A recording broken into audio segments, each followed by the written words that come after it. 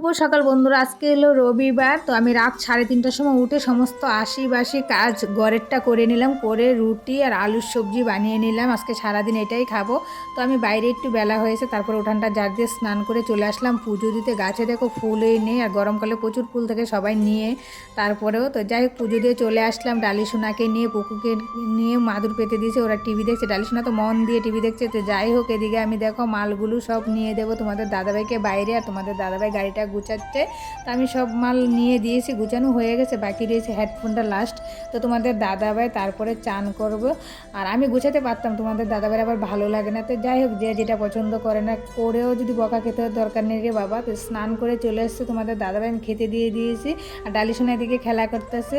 তো ভিডিওটা আর বেশি বড় করবো না, এখানেই শেষ করবো। যদি ভালো লাগে অবশ্যই একটা লাইক করো, কমেন্ট করো, চ্যানেলটাকে সাবস্ক্রাইব করে আমার পাশে থেকো। তো আমরা এদিকে রেডি, আমরা যেতে থাকি, তোমরা তাড়াতাড়ি চ্যানেলটাকে সাবস্ক্রাইব করতে থাকো। টাটা বন্ধুরা।